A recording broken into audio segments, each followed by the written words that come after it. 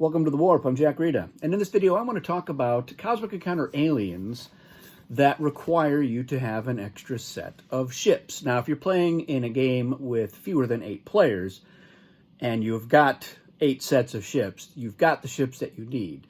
But I like to play Cosmic Encounter at 8 players, so fortunately I have the pink ships that were an Escape Velocity promo, and I also have multiple sets of the base game. So I have the original set where all of the ships are opaque, but I also have the 42nd Anniversary Edition, which has the translucent ships as well. So I can always use those as an extra set of ships if I'm playing one of those aliens. And that gets me up to 6. I also have another set of ships that I've painted silver. I also have a 3D printed set of ships. So I could have a game where all 8 players have aliens that require extra ships. But there are only 4. There are only 4 in the game that require extra ships. And so I kind of wish there were 4 more. I do have a few extra aliens in my Cosmic Encounter Tabletop Simulator Edition. So there's 4 homebrew aliens in there that require extra ships. And in there, of course, you can just copy and paste the ships so that you've got the extra ships, or you can change the colors. So you've got some recourse there. It's much easier to pull that off in Tabletop Simulator. I think it might be an interesting idea for promo aliens that they could maybe do with a giveaway of ships and maybe some other colors, so like a teal or a brown or a gray. And so, yeah, here's the extra ships, and here's an alien that requires them, and you'd have to have a flare as well. But let's take a look at the 4 that they do have, and we'll start with one from Cosmic Eons, and that is Crusher. And Crusher, out of this group of 4, I think is probably the most interesting use of that extra set of ships. So in the game setup, you're going to take an extra set of ships, and those are your Crusher ships, which you will keep on the sheet. And here's how Crusher works. You have the power to crush.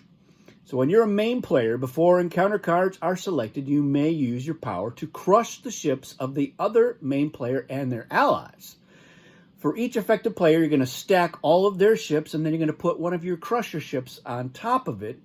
And that stack is still controlled by its owner, but it moves and counts as a single ship in every way. So they may have sent 4 ships along, and they have them stacked there, and you have now crushed them down to just 1 ship for the rest of the encounter and potentially for the rest of the game. So once they are in a stack and they're crushed, they're going to stay that way unless you as Crusher does something about it. The crushed stack may not have other ships added to or removed from its stack, but you can bring your stack along as 1 ship and then send other ships along, which, if you are opposing the Crusher can crush your other ships into a separate stack. Additionally, whenever 1 or more of your ships as the Crusher goes to the warp, you may use this power to choose 1 other player and crush all of that player's ships in the warp that are not already crushed. So you're crushing all over the place. Then you have here that during the alliance phase, you may use this power to release 1 or more crushed stacks in exchange for anything their owners could give you as part of a deal, and or in exchange for their owners agreeing to receive cards from your hand. So that's kind of an interesting little element. The released ships remain in place, and the Crusher ships return to this sheet. So that's kind of interesting. It's during the alliance phase, so it could be after alliances have been formed. So somebody could have brought along a stack of 4 of their ships that have been crushed, and then a few more of their ships, and then you have released them, and now they have more than 4 ships in the encounter, which is kind of a neat little trick that you can pull. So that's Crusher, and it's a yellow alert because it's doing something that no other alien really does, and you're going to be like, how do we deal with this? When should I uncrush somebody? It's a really interesting alien power, so I really like it. It takes advantage of the fact that the ships stack very nicely in the Fantasy Flight edition. This would be a little harder to pull off in the previous editions, though. although there were fungus stacks that people were trying to maintain, and we had many a game where a giant tower of fungus ships just toppled over, and we're like, well, I think these guys were part of that stack, and it just depends on where it falls. But it's a little bit easier to pull off in a Fantasy Flight Edition. But yeah, I like Crusher. This is probably my favorite of the aliens that requires an extra set of ships in order to play it. So there we have Crusher. From Cosmic Dominion, we have Lizard. So this one's green alert alien. You need an extra set of ships. Power to transmogrify. So as a main player, after you win an encounter using any of your normal ships, use this power, and this is mandatory, to morph those winning normal ships. Remove them from the game and replace them with an equal number from this sheet. Your morphed ships count as ships of your color, except that each one adds an extra +2 to your side's total when involved in an encounter as a main player or ally, even after this power is zapped or lost. So the use part is only the morphing. After that, they just count. Each one counts as 3. So yeah, when you have no normal ships remaining in the game, you win the game. So it's also an alternate win alien, which is kind of interesting. Now, it's not easy to morph all 20 of your ships into the game, because what happens is once you start to get morphed ships, you want to use them. You want to start bringing them into encounters. So normally what you're trying to do is you're like, all right, I'm going to enter this encounter. Maybe I'm going to send 4 ships. Maybe 2 of them are already morphed and 2 of them are not, so that if we win, that's 2 more of my ships that will upgrade into super lizards. So, because yeah, and it's on defense. So if you've got 4 of your normal guys on defense, you want to go for it and win that encounter, because that's 4 ships that you can just burst in to being more powerful ships. So this is an interesting alien. I do like it. It starts off with, it has no effect on the game. You got to win. You got to win an encounter, but you are potentially getting the rich get richer effect here, where as you win, it gets easier for you to win because your ships are more powerful. So if you start bringing them along, a lot of those morphed ships, you're adding a lot to your total, and your ship value increases significantly. So a lot of times in an encounter, if you're like, oh, I brought 3 ships, I could have brought 4, but that 4th one probably wasn't going to make a difference. So a lot of times you're like, I'm just going to send 2 ships because the differences in our encounter totals is probably not going to be 2. Yes, it does happen, but most of the time you're either winning by a lot or you're losing by a lot, and 1 or 2 more ships probably wasn't going to make the difference. But here, 1 or 2 more ships, that's that's a +4, +6. That's starting to get into a much bigger ratio.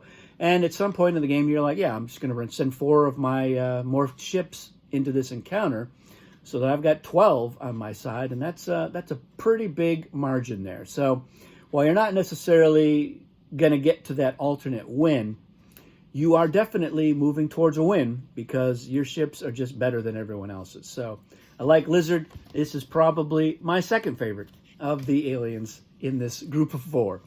All right, this brings us to Cosmic Storm's Roach. So Roach gets an extra set of ships on the sheet at the start of the game, but at the start of the game, it doesn't have any ability. So similar to Lizard here, you have the power to breed. So when you are determined to be the defense during another player's turn, you may use this power to place up to 4 ships from the sheet among the planets in your home system, including planets where you have no current colony. So it's a little soft advantage there, where if Roach has lost a home planet, they can easily regain it anytime they're the defense. Maybe they're more likely to put those ships onto a planet where they already have a colony, making that a much more powerful colony, because now you've got extra ships in the game. Furthermore, during your regroup phase, you may use this power to place up to 4 ships from the sheet among your colonies outside of your home system. So once you've gotten a foreign colony on your turn, you can expand your ship fleet there as well.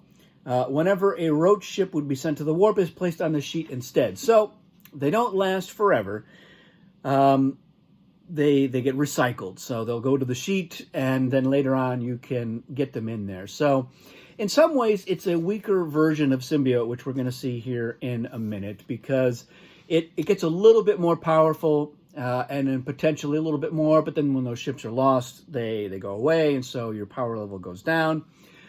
So this is an okay alien. It's not bad. It's just, it's probably the least interesting of the 4 aliens that require an extra set of ships, because it doesn't start with any strong advantage. It doesn't have any super incentive to get all of their roach ships off the sheet. There's nothing there. So you're getting a nice little extra boost of ships. It means that you can usually afford to send 4 ships as an ally into encounter or as the offense. You can bolster some of your home planets, and you're not going to really lose your power, because you can easily regain your home planets with your roach ships. You can just put 1 onto an empty planet and put the other 3 onto another planet to make it more powerful. So you have a little bit of a deterrent there in terms of defense. On average, your home planets are better defended than other players, but it's not by a significant amount. Again, we're talking 1 to 3 ships in a lot of cases, because you could say, I'm going to put all 4 of these on this planet here, the first planet. That just means that whoever's attacking you is probably going to attack one of the other planets. And if you're spreading it out, you're like, yeah, I'm going to put 1 on each of these 4 planets. Okay, you're adding 1 to your encounter, and we just talked about how 1 more ship is not making much of a difference in most of your encounters. So Roach is okay. It's not great. It's nice having another alien that does it, but if this is the one of the 4 that I've got, I'm not the happiest camper of the group. So this brings us to the last one, which was the first one. This one's from Cosmic Incursion, the first expansion, and that is Symbiote. And this is an alien that was part of the Mayfair edition, so that was its first time being published. And the Mayfair version is slightly different from this one, so we'll take a look at this one here. You're going to get an extra set on your sheet, but that's actually not on your sheet. It's going to start on all your planets, so forget I even said that. You have the power of symbiosis. You have twice as many ships as normal. Your power cannot be zapped, lost, stolen, or copied through any means. There is not even any use. You can't zap symbiote. There's no use this power. It just has 40 ships. So you've got the 2 colors. Maybe if you're like me, you've got the opaque blue and the translucent blue. So it's easy to go, all right, yes, these are all symbiote ships. So it's pretty powerful. It's nice having 40 ships. You're going to have 8 on each of your home planets to start with. So you are doing better than everybody else at the start. And then you can pretty much always just send 4 ships into the encounter as the offense, as an ally. And that's really your power. Now, if you're in a game with technology or evolutions, you are really in good shape, because you're just never going to be hurting for ships. It's just not going to happen. Yes, you're only getting out 1 at a time and you regroup as the offense, but like 1 Mobius tubes and getting them all out. It's going to be hard for you to lose your alien power. Of course, you can't be zapped, so you've always got that in there.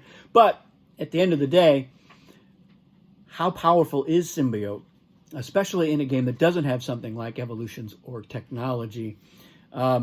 You always have 4. So you got 4 ships as the offense, as an ally, probably more than 4 as the defense. Okay, that's fine, but it's not a super powerful alien. It's just you've got the ease of mind of knowing that ship resources are really not going to ever be an issue for you as Symbiote. So this is why I like Crusher and Lizard more. I think they're doing more interesting things with those extra ships. But like I said, I love the idea of an alien that requires extra ships. I just wish there were more of them on here, because out of these 4, we've got 2 that I think are really interesting, potentially powerful, and we have 2 that are okay. Symbiote is okay. It's not a bad alien as well. It's just not really doing a whole lot. It's just giving you an extra +1 or 2 on average over most of the other players. So if you're in a lot of encounters where you're losing by 1, then good news, Symbiote is the alien for you, because it's going to have a complete reversal of fortune for you. So that's it. Let me know what you think of these 4 aliens. There's only 4. I wish there were more. Yeah, have you had a lot of success? Any interesting things that have come up by using these aliens. Which one's your favorite? The difference with Symbiote, and I should mention this, is that in the Mayfair version, the one color, they didn't count on their own towards foreign colonies. So it's kind of interesting. You had to always have a nice mix, especially if you were going on the offensive end of an encounter. I think that I've played around with a revision of Symbiote where the one color can only be used for maintaining a colony, and the other color can only is the only color that can gain rewards. It just gives you more to think about and more to do. It doesn't necessarily make it any better, so I haven't really pushed too hard on that. This alien, it's not that great to begin with, so adding anything else to it to make it less powerful is certainly not that interesting. So maybe there was more that could be done to make Symbiote more powerful, but for some people, just having those extra ships is enough. So, like I said, let me know what you think about those aliens and any interesting stories you've had using them. That's it for this video. Thanks for watching. We'll see you again soon.